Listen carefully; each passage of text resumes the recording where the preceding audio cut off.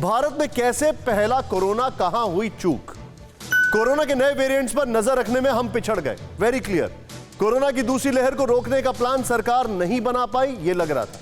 5% sample की study positive case में से करनी थी, लेकिन 1% से भी कम सैंपल की स्टडी हुई। अमेरिका, ब्रिटेन समेत तमाम देशों का पूरा फोकस इस वक्त जीनोम सीक्वेंसिंग पर है। सरकार वायरस में हो रहे बदलावों के बारे में जागरूकता बढ़ाने में काम कर रही है। यहां पर मैं एक क्विक रिएक्शन डॉक्टर साल्वे से लूंगा। डॉक्टर साल्वे, सबसे बड़ी मिस्टेक भारत में यह समझी जा रही है कि हमने जीनोम सीक्वेंसिंग करने में हमारे फेलियर रहे। जो एक वेरिएंट जिसका ओरिजिन बताया जा रहा है कि भारत में कहीं पर है, उसने सबसे ज्यादा डैमेज किया और अब पूरी दुनिया में उससे दहशत है। यह हमारा फेलियर का मेन रीजन है। पॉलिटिक्स सेकेंडरी, लेकिन हमारा ये मेन रीजन है। बिल्कुल, आपने सटीक बिंदु पे अपना ध्यान आकर्षित किया है सबका। बिल्कुल, हमारा जेनेटिक सर्विलेंस जिसको कहते हैं बहुत ही पुअर है, क्योंकि हमारा सिस्टम ही डेवलप नहीं है। तो आगे, जैसा मैं कहता हूँ, हमें गलतियों से आगे सीखना है। आगे बढ़ने के लिए हमें हमारा जेनेटिक सर्विलेंस स्ट्रेंथन करना पड़ेगा।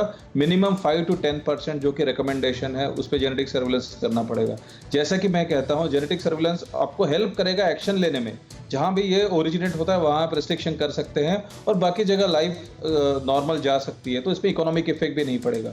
दूसरी बात है, जेनेटिक सर्विलेंस के साथ साथ आपको डिसीज सर्विलेंस जो होता है, इन्फेक्शियस डिसीज सर्विलेंस जो होता है, जिससे हमें पता चलता है कि आउटब्रेक होने वाला है, उस पर भी काम करने की ज़रूरत है, हमने देखा है। और एक नोडल एजेंसी जैसे कि national centre for disease control, एक दिल्ली में स्थित एनसीडीसी एजेंसी है, उसको पुल अप करना पड़ेगा और अपना genetic surveillance plus infectious disease surveillance आने वाले अगले 5 साल में हमारे पास अपॉर्चुनिटी है। जैसे मैं कह रहा हूँ, इसमें हमें इन्वेस्ट करना पड़ेगा और विदाउट इन्वेस्टमेंट हम आगे नहीं बढ़ सकते हैं।